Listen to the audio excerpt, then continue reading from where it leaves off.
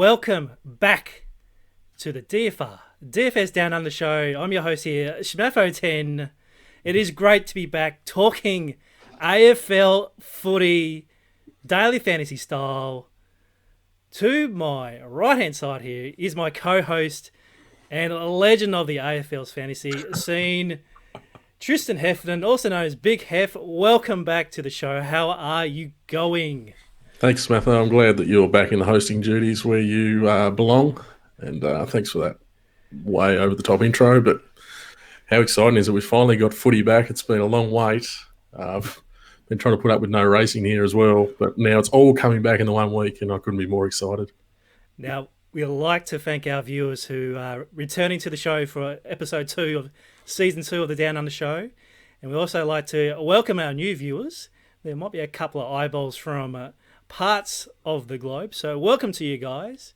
If at any time that you realise you do not know what the hell we're talking about in terms of AFL Daily Fantasy, look, you can always go to our website, which is dailyfantasyrankings.com.au. We have all the previews for our AFL slates coming up for round 2. We also have our free data tools, which shows you all the tools that you need to make your Draftstars, which is the Australian daily fantasy site, and DraftKings AFL Hef. Mate, we thought this day wouldn't come. Australia actually received DraftKings in June 2018, and today is a big day for Australian DFS players. Explain your excitement right now with DraftKings in the market for AFL. It's been so long coming, hasn't it? And I think when we got that little taste of DraftKings with the NBA, and personally it was just NBA for me, but a lot of guys obviously playing NFL, and now they're getting into all sorts of weird and wonderful sports, especially through this COVID period. But just the different range of contests that we could see in the lobby and the prize pools and all the different options, people have just been gagging for it. We finally got it here. It feels like it was never going to come. It's now here. And it's spurred Draftstars into action as well, because they've come up with a really good lobby this year for the AFL. So it looks like that competition is just going to be wonderful for all DFS players. Hopefully it's going to take the industry another step further. And I can't wait. I can't wait for it to get started. Oh, look, I can't wait either. It was a huge day for Draftstars dropping new contests, but it was also a huge day for DraftKings as well. So what Hef and I do on the show here, we preview the first 2 games of the AFL round, which you'll find on Thursday night and Friday night here in Australia. Before we get stuck into the games, there's been one burning question that's been going on in the AFL fantasy community already. Obviously, the break made us ponder for weeks and weeks and weeks, but with the pandemic, the AFL decided to cut the quarters down from 20 minutes per quarter to 16 minutes quarter. On our first episode of the show, I asked Hef what that means for AFL fantasy itself. You've got around 12 weeks of pondering, Hef. Have you come up with something to what has this done for fantasy? Well, it probably would have prolonged my career for a couple of years if we cut back to 16 quarters. I would have got up through under 16s maybe, but we did have a guess that it was going to favour the big dogs, the guns, the big midfielders, the stars. We thought that it was going to suit them because they were going to be able to play more of the game. That was the hunch we had. It turned out that was pretty much spot on. A lot of the major midfielders on each team had more time on ground. And the fringe players were the ones to sort of miss out. Those guys that play up forward and they used to get some time on the ball to rest the stars. They weren't getting as much midfield time, and that's really hurt their scores. Obviously, we only had 1 week to go on before we had the shutdown. That's something I'm going to be looking for really closely again this week. I'm going with that angle until proven otherwise. And there's one other angle: the lack of chippy, for want of a better term. You know, when they got to the end of the quarters, everyone's a bit tired, and these half-backs, they'd chip the ball back to each other, mark, kick, +6. They were really boosting their numbers, a lot of these half-back flankers, and we didn't see that as much in round 1. We saw guys like Jake Lloyd, Crispy from the Pies. We saw Lockie Whitfield even wasn't getting involved in that chip-to-chip like he had done in previous years. So that's something I'm going to keep my eye on as well. I'm not totally writing them off yet, but there's a little bit to be concerned about if you're a big lover of the halfback flankers. All right. Also on the DFR site to help you out with this 16-minute quarters is the X1.25, which means that we've actually added 25% of the scores onto previous statistics, previous stats in the past. So if you're not quite working out what's a good score, get to the DFR site and you'll be able to see that 0.125x. Hef, let's cover these two games, and the biggest game for season 2020 since round one is Collingwood versus Richmond on Thursday night at the MCG. Currently, Collingwood are the outsiders at $2.25 and Richmond are $1.65. The spread's currently only 7.5 points, and the total at the moment is 139.5. So in team news, we've already received the news that ruckman/forward Mason Cox is actually out with a bung knee. That brings in Darcy Cameron, which is the third string ruckman for Collingwood, to get a game. Adam Treloar hurt himself in training a couple of weeks ago, so he will not play. Well, for the Tigers, your man, Bashir Hooley, is going to be given every chance to play after hurting himself in a couple of practice matches for the Tigers last week. As for the contest, as we talked about today, huge offerings from sites. $120,000 in the main GPP from Draftstars for a $15 per entry. Also released today was the 10K high roller, the $5 fiver, or the 5K fiver, I think it's called there, the 3K 50 cent micro, which is up your alley, Hef, there, and the 5K $2 mini. The minis are back. But I'd also like to say that DraftKings also released their main GPP contest, which is the $80,000 feature, $10 entry, $20,000 US to first place. That's a very top heavy. That's something we're not used to here in Australia. But mate, as I scroll down this DK list of contests, which are quite plentiful, so it's very hard for us to get a hold of, there are some names here that I'd like you to get through and get your opinion. So obviously, they didn't call you to call these games, but let's have a look here. There's contests called, there's one called the shellacking. Well, explain, what's the shellacking, mate? Shellacking, that's when one team really gives the business to the other. You Americans can probably remember the Boomers doing that in Melbourne to America last year when we gave you a shellacking by 4 points in front of 50,000 people. So that's shellacking. All right. What about breadbasket? Breadbasket. NRL guys will know this one. It's It's where you get that feeling when you lose on adjustments. Oh, you get that right in the breadbasket. Right in the breadbasket. All right. Worm burner. That's a low skidding ball. Now, if you're going to watch a lot of Carlton play this year, you're going to see a lot of these really sort of unprofessional balls, chaos balls, worm burners. This one's got me scratching. Flick pass. Oh, they got outlawed about 100 years ago, the old flick pass. We might not see that one last in the lobby for many weeks to come, I don't think. All right, there are some terms here. There's +1, which is fine. I like the +1. +1, that's what you are at every live final, actually, Smatho. You've been my +1 in the past. Anyway. Oh, yeah, that's true, actually. Specky. Specky, that's what this segment isn't. Actually, Specky's... We call Specky a high mark here in Australia. You jump up on someone's shoulders. We'll see Jeremy Howe take a few Speckies tomorrow night, Thursday night against Richmond, I reckon. Yeah, Thursday night. And then we've got Tagger. So that's obviously when our producer, the Avocado, he wants to get in on the show. He's a very, very hard tagger. But that's another Aussie term for a defensive player going with the opposition star. And this derogatory term that we like to call drop kick. Drop kick went away with the flick pass a few years ago. That's when you actually kick the ball after it hits the ground. No one really does it these days. And it's also a term to describe a number of people, but we might move on. So if DraftKings are watching, look, at least you tried. It's funny. It's amusing. You caught our attention, but if you only wanted suggestions, Hef here will give you some title names for next week's contest if you're keen. That's all good fun, isn't it? All right. Let's break down this game between the Pies and the Tigers.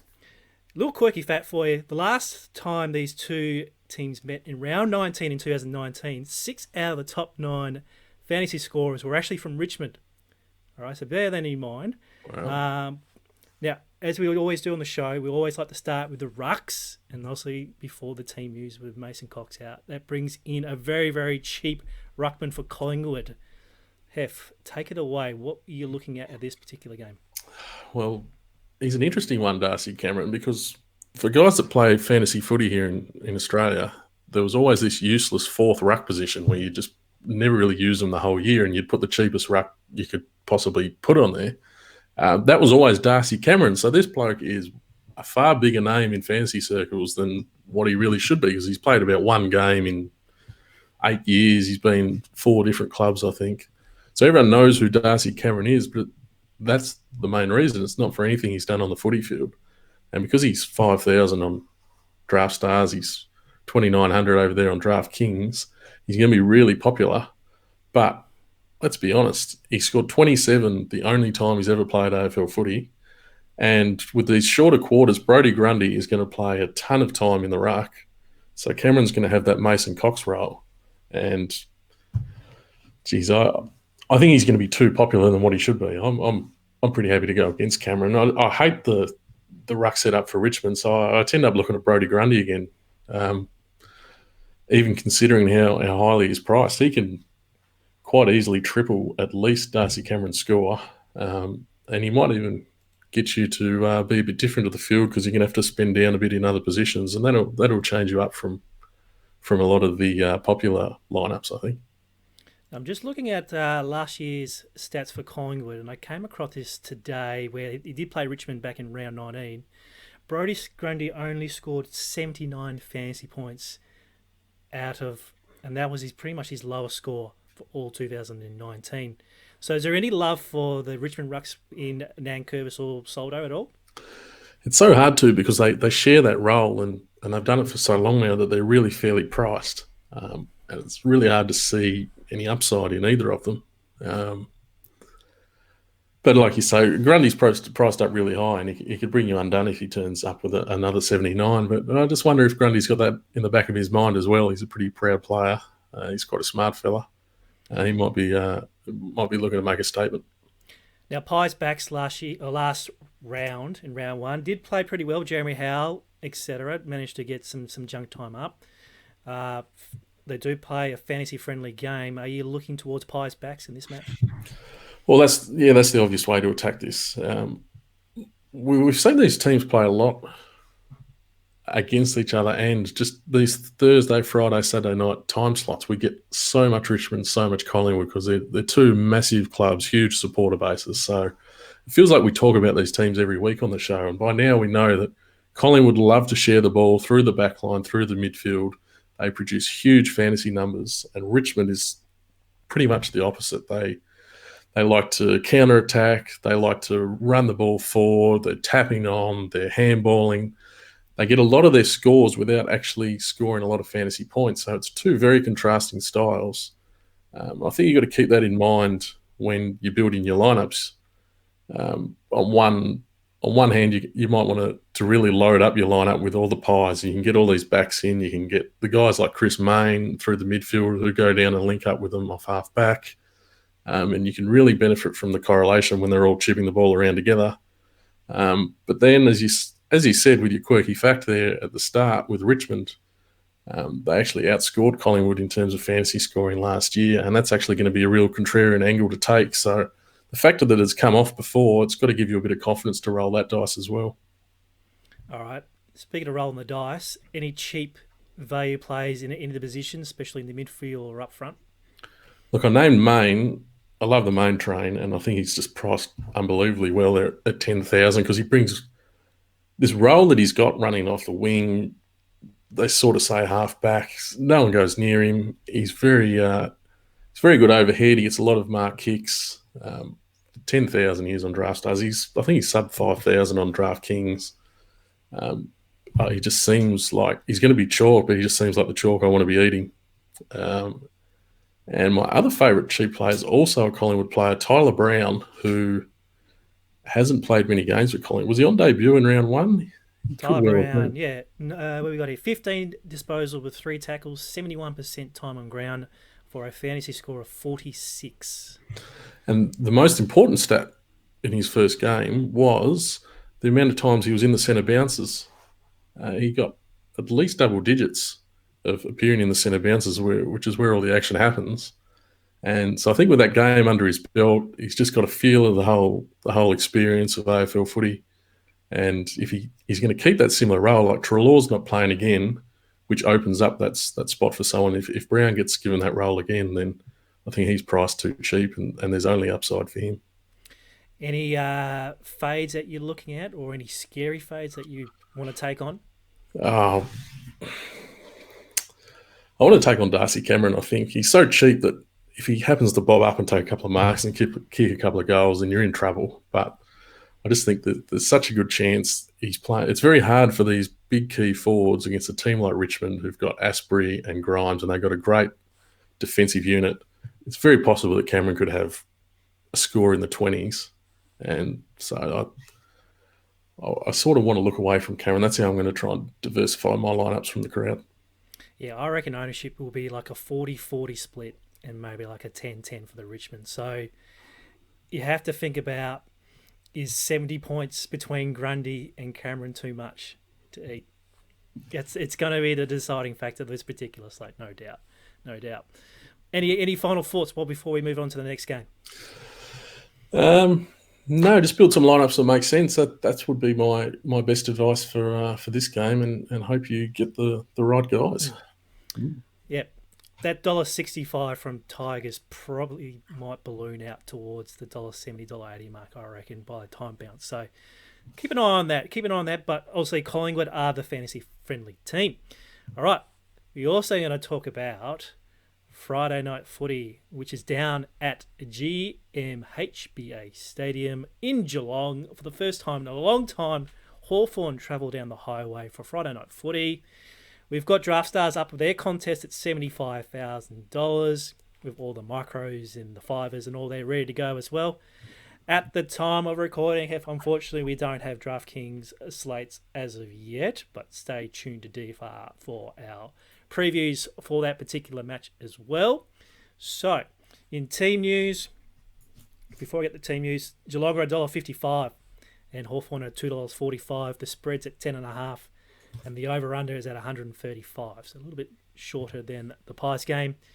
And team news then, Jack Stephen, wouldn't believe it, got stabbed and he's unlikely to play. The Cats are saying he has actually got an injury, but he got stabbed a couple of weeks ago. No one knows what happened. Anyway, Blake Hardwick has recovered from his pec injury back earlier this year and is available for selection. We need to monitor Jaeger O'Meara's cheekbone fracture he suffered in training a couple of weeks ago. And Jake Kolodashny, after his hip injury, is also ready to go after getting that done in the pre-season. Here's my quirky fact for you, Hef. Only 3 fantasy players scored tons in round 18 between these two teams last year, and one of those was the unlikely player in Daniel Howe. So, with this in mind, shorter quarters, are we going to see a bit of a fantasy grind or a fantasy bonanza? I think we're going to see a grind, Smatho. I wouldn't be putting money on Daniel Howe to get another ton, but I think with both teams, we've seen that they're very stingy, especially to the opposition forwards, and so I'm going to base my lineups around that sort of fact there. One thing we got to point out, you said before, Hawthorn don't go down to Geelong very often. I thought Geelong might be even stronger favourites. If O'Meara comes out, I expect they'll shorten up a bit more. But Geelong is a very different ground to the MCG. And I think that gives Geelong a definite edge. All right, let's have a look at the rucks then. And there's a very interesting spot here with multiple options here. Who are you looking at in the ruck division? Yeah, so a lot of the rucks on this slate are also playable as forwards. So I know you love a good double ruck stack. I love a double ruck stack, yes. Yeah. I'm really interested in a double ruck stack this game because of the struggles that forwards have against both of these sides. So if we can use a ruck in our forward line, we can sort of get around that problem a little bit. The problem is, I'm not sure who Geelong is going to play, whether they stick with Darcy Fort or they bring back Reece Stanley. Don't really want to play either of them. So that makes a double ruck stack hard. I love playing Johnny Segler here though, because he's been given the keys this year. They've turned big boy McAvoy into Mick Martin for some reason. So even though the 8,000 price tag will tempt a lot of people given his previous scoring potential, like you'd love to play McAvoy if you knew he was going to be playing his first ruck, but it looks like they're going to go with Segler. So he's around 11,000. He's a ruck forward. I can see myself playing a lot of him, whether I'm playing him in the ruck or I'm using him as a double ruck stack with Reece Stanley if he gets a game. Darcy Fort's a guy I don't really want to play too much because they've bumped him up to about 9,500, and I just can't see any upside there.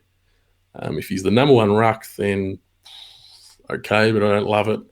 If they bring in Stanley and they play Ford as like a second ruck and a forward, then he's just unplayable. So I'm really working around Segler. You could probably twist my arm if Stanley comes back in to play a little bit of him, but Segsy's my man for this one. Yeah, I do like Segler in this spot. I think everyone will look at the previous data with Ben McAvoy thinking, oh my goodness, that's so damn cheap. But you got to understand he's no longer the ruckman for this particular club anymore. So I like your take with Segler and move on. What about the defence? Lower scoring potential points-wise on the scoreboard. Would that mean a bit more activity in the defence area? So Hawthorn's a team that we've been banging on about for ages in that they are happy to give up points to the other team's defenders, and especially key position players, which doesn't come through in our data tools so much. But whether that's tactics from Alistair Clarkson or just how it plays out with their game plan. But there's a guy from Geelong, Mark Blixarves, who's their key defender, all Australian or as good as last season. And he had an 86 and a 90 last year. So priced in 9,000s on Draftstars. That's obviously a great return. I don't see any reason why he can't do the same again. So I'm pretty interested in playing Blixarves, and I really want to link him up with another Geelong back in that case. And really go with the trend there that Hawthorn tend to give up a lot of points to the backman. Tom Stewart's one who he loves playing down there at Geelong. He gets involved in a lot of mark kicks out the back. So pairing him would be great, but he's obviously priced up there at 13,000. You could look to go with Blixarve with another cheap defender. A guy like O'Connor can bob up for around 60. At his price is all right. And then you've got the young kid, Jordan Clark, who has played off a wing. He's played a bit up forward. He's played a bit down back. But the thing about Jordan Clark is he's got a ton of potential, and there's going to come a time in his career where he's going to take off. Whether it's a little bit early for him yet, I don't know. But he's a guy that is going to turn out with big upside at some stage. So whether you want to jump on that train early or not, he's a guy you can consider as well. Now, speaking of jumping on trains, there are the forwards here. Are an interesting lot here. Obviously, staring out like a sore farm are two players here. Gary Ablett, who led in fantasy scoring in round one with an 89, and the Chad Wingard, who cracked the ton. They're both around high 12K. Do you think we chasing points with these particular two, or they're actually legit in these two sides? I think Chad Wingard's definitely legit. He played a lot through the midfield. If Jaeger O'Meara doesn't play, then Wingard's going to just be in there constantly. So that's another way to get around this Ford